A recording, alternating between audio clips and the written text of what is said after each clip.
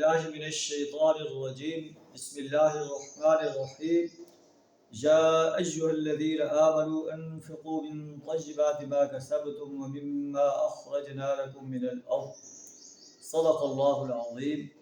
سورہ بقرہ کی آیت نمبر 267 کا ایک جز آپ کے سامنے تلاوت کیا ہے۔ اس کا ترجمہ کچھ اس طرح ہے کہ اے ایمان کا دعویٰ کرنے والے انسانوں، انفقوا من طیبات ما کسبتم، جو تم کماتے ہو اس میں سے پاکیزہ مال جو ہے وہ خرچ کرو۔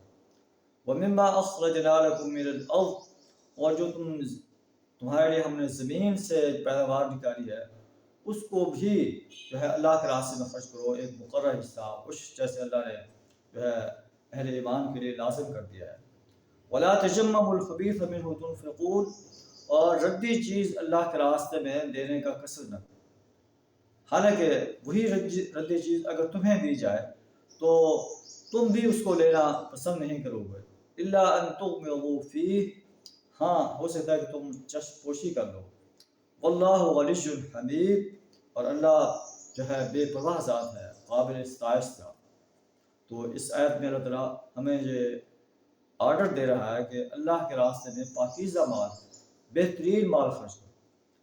گھٹیا مال جو ہے جسے تم خود لینا پسند نہیں کرتے اس کو اللہ کے راستے میں خرچ کرو۔ الشیطان یعدکم الفقر ویأمرکم بالفحشاء، شیطان تمہیں فقر کا وعدہ کرتا ہے کہ اگر تم اللہ کے راستے میں خرچ کرو گے تو فقیر بن جاؤ، لیکن واللہ یعدکم مغفرۃ منہ وفضلا، اللہ تمہارے ساتھ وعدہ کرتا ہے کہ تم اگر میرے راستے میں مال خرچ کرو گے تو میں تمہیں بخش دوں گا اور تمہیں زیادہ عطا فرماؤں گا۔ واللہ واسع علیم، اللہ بڑا وسعت والا ہے، جاننے والا ہے۔ یؤتی الحکمت من یشاء، جسے چاہتا ہے حکمت عطا فرماتا ہے، اور جسے حکمت عطا کی گئی اسے خیر کثیر عطا ہے۔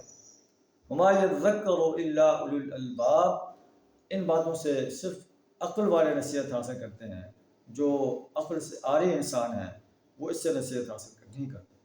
پھر اللہ فرماتا ہے کہ تم اپنے صدقات کو ظاہر کرو یا چھپاؤ، اللہ تعالیٰ اسے جانتا ہے۔ ہاں صدقات جو اپنا فرض صدقات ہیں ان کو علانیہ دے دو، جو نافلہ صدقات ہیں ان کو چھپا کر دو۔ اور کن کو دیا جائے؟ للفقراء الذین احصروا فی سبیل اللہ، ان فقراء کو دیا جائے جو اللہ کے راستے میں گھیر لیے گئے ہیں۔ لا یستطیعون ضربا فی الارض، جو زمین میں چل پھر نہیں سکتے۔ یحسبهم الجاہل اغنیاء من التعفف، نادان انسان انہیں جو ہے سمجھتے ہیں کہ یہ بڑے دولت مند لوگ ہیں اس لیے کہ وہ سوال سمجھتے ہیں۔ تعرفهم بسیماہم، آپ انہیں ان کے چہروں سے پہچان دیں گے۔ لا یسألون الناس الحافا، وہ لوگوں سے چمٹ کر سوال نہیں کرتے۔ وما تنفقوا من خیر فإن اللہ بہ علیم، اور جو تم خیر میں سے خرچ کرو، مال میں سے خرچ کرو، اللہ اسے جانتا ہے۔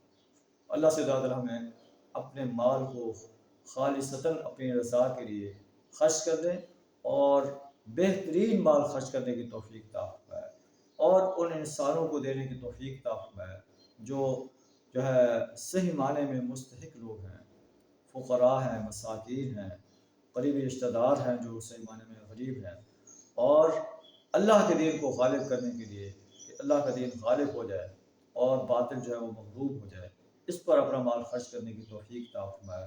وآخر دعوانا